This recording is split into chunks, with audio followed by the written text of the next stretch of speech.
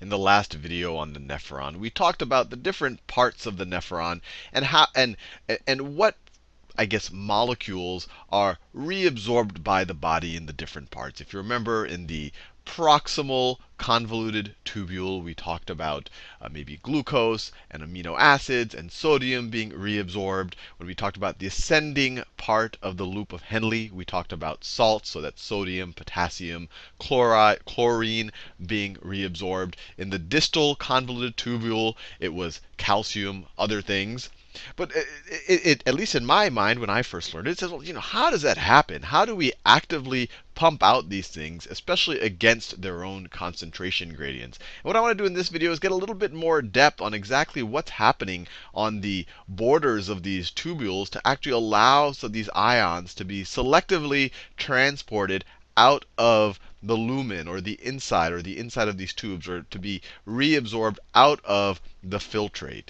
So let's start in the mechanism is actually reasonably similar in the different parts of the nephron. But let's look at each of the parts, because they're each reabsorbing different types of molecules. And I won't go through all of the molecules, but I'll just give you a sense of things. So let's start with the proximal tubule right here. So let's say if we were to zoom in right over on that part. So let me draw the inside of the nephron.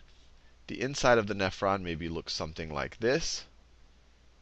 So this is the inside. This is where our filtrate is, right here. Actually, let me draw it a little bit different than that. So the inside, I'm going to draw it like this. I'm going to draw it like this, because the proximal tubule has these little things that stick out, sometimes referred to as a brush border. Let me write that. So this inside right here, this is our lumen. That is the lumen. That is where the filtrate is. So the filtrate, the glomerular filtrate, is coming in this direction. This is our filtrate. Our filtrate is, you can imagine, the inside of the nephron.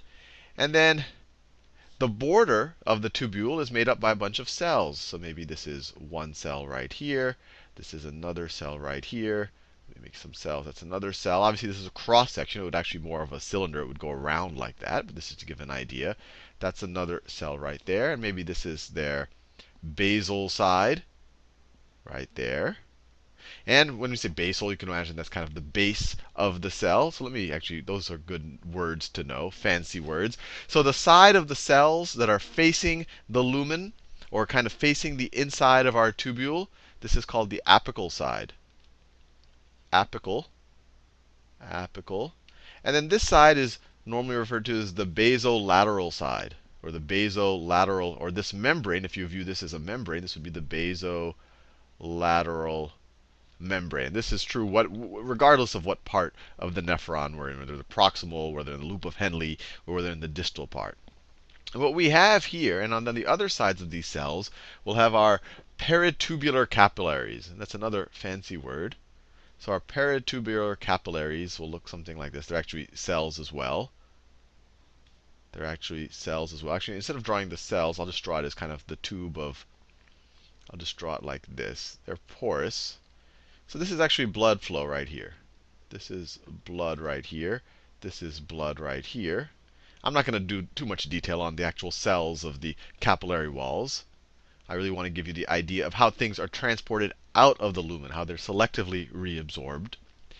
And so, and just to get this, so this is the peritubular capillary. And once again, fancy word, but peri means around, like perimeter. So it's around the tubes. These capillaries go around the tubes. If I were to overlay it on this picture, we have these capillaries that are going all around the tubes, so that when things get secreted or reabsorbed out of the nephrons, they're going into those capillaries. So this is our peritubular, this is our proximal convoluted membrane right here. We said, let's think about what happens with the glucose. So what happens is we actually have sodium-potassium pumps. Sodium-potassium pumps on the basolateral side of these cells. So this is sodium-potassium pumps. I'll just draw one right here. And you might want to watch the video on sodium-potassium pumps. I have a whole video on it. But the idea here is that sodium, maybe I'll draw as plus particles right there.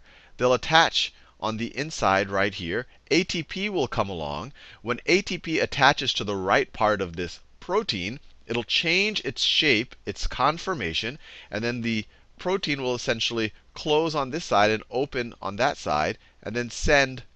And then when it's in that conformation, the sodium doesn't want to bond as much to the protein, and it will go outside. It'll cross the basolateral membrane and eventually make its way into the blood. And then on the other side, it's a sodium-potassium pump. When it's in this kind of open configuration, I'll draw it over here. When it's in this open configuration, I have a whole video on this. It's at that point, potassium likes to bond to it. So potassium likes to bond to it. It bonds to it maybe it bonds to it over here. This is a gross oversimplification. That causes the protein to change its conformation. It doesn't require ATP at that point, and it goes back to this conformation. And then the potassium doesn't want to bond anymore, and then it gets released because the protein is now a different shape. So the general idea: sodium bonds, ATP bonds. The ATP gets its phosphate popped off of it. That changes the shape of the protein to this. Now the sodium wants to get released, and now potassium wants to join. When potassium joins, we get to our original one. The end product of this is we're having sodium being pumped out of the cell, and we're having potassium being pumped into the cell. And this is active transport.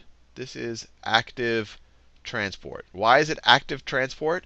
Because we're using ATP to drive sodium against its concentration gradient, to keep pumping the sodium out of the cell. And then the potassium kind of comes in, you could almost imagine, passively. It doesn't require ATP. And that's why this is often called a sodium potassium ATPase, which means it's a protein or an enzyme that breaks ATP. But it breaks ATP. It uses that energy to change its shape to pump sodium out and potassium in. Well, anyway, this is all a review of what we learned in those videos. But how does that help us, for example, get glucose out of our lumen? Well, what we have over here is we have other proteins. And I'll just do the example of glucose. Let's say we have a protein here. And we call this the very general term for this is a cotransporter, or a symporter. Cotransporter, or a symporter. And symporter means it transfers two types of molecules in the same direction. Cotransporter means one molecule wants to go through because of its concentration gradient, and the other molecule kind of goes along for the ride. So you can imagine we're actively pumping out sodium. So if we're actively pumping out sodium over here on the basolateral side, then we're going to have a low sodium concentration here. We're going to have a low sodium concentration there. The more we pump out, the lower this is. And eventually it's going to be lower than the sodium concentration in the lumen. So the sodium concentration gradient, if there was no membrane here, sodium would want to go across this to kind of make up for all of the lost sodiums over here. Sodium would want to cross that if there was no barrier. And what the cells here is take advantage of sodium wanting to move down its concentration gradient, which is happening because of this active transport over here. But it uses that energy of sodium going down its concentration gradient to actually also transport, in this case, maybe some glucose. So just if you have to visualize it, you could imagine a protein that's on this apical membrane right here. So let's say we have a big protein. Well, let me draw it something like this. So maybe it looks something like this. This is to get some type of visualization. Maybe you have more sodium on this side than you have on this side. So sodium is more likely to bond here. Maybe glucose will bond here. This is just a simplification. But when they bond, this protein is going to change its shape. It's going to change its shape to look something more like this when they bond. And now the sodium is going to be here, and the glucose is going to be here. We're essentially on the inside of the cell now. And in this conformation, they don't want to bond as much to the amino acids or whatever else is in the protein, and then they get released. And when they get released, then the protein will change its shape back to this right here, and we can do the cycle over again. But this is all stipulated on the idea that there's more sodium over here to bump into this point to make this reaction happen. So sodium is going to go down its concentration gradient. It's taking glucose for the ride. And then, so essentially, glucose concentration will go up high here. And then if we make this porous to glucose, so glucose can go through, then glucose will eventually, if this gets high enough, it'll just go down its concentration gradient eventually into the blood. And this same exact process is happening, maybe not exactly with glucose, but throughout the entire nephron. If we go to the loop of Henle, if we go to the ascending part, right here, where we're trying to get the salts out of the picture, same idea. Same idea. Let me draw it. So let's say that that right there is the lumen. This is a cell that makes up the wall of the lumen. So we're in the loop of Henle now. And you have a sodium potassium pump out here. You have sodium being pumped out. You have potassium gets pumped in. But actually, potassium channels are leaky. So potassium can often make its way back out in either direction. So that's why what's happening to potassium isn't that important. But so sodium concentration becomes low here. So what we have are symporters over here. It's a symport over here, just like we had with glucose. But in this case, sodium wants to enter, just as the case with glucose. But here we're trying to transport chlorine and potassium ions, so that's what we're going to join. That's what's going to take advantage of sodium's concentration gradient. We're going to have potassium, and we're going to have chlorine ions. And actually, this symporter right here, it's called the sodium potassium chlorine co-transporter, and it's the second variation that you actually get in the ascending loop of Henle. And so eventually you're going to end up with a lot of chlorine here, actually potassium from both directions. But as long as this is porous to chlorine, if this concentration gets high enough, the chlorine is going to make its way out and help make the medulla that much saltier along with the sodium. Same thing in the distal convoluted tubule. There, calcium. It's a little bit different. So if we're in the distal convoluted tubule, so let's say we're in the distal convoluted tubule. These kind of villi, these things that stick out, this is only in the proximal convoluted tubule, there's brush borders. But over there, and just so you know, this idea where we're using a concentration gradient that's driven by some type of active transport to transport other things, this is called secondary active transport. Secondary active transport. That's nice to know.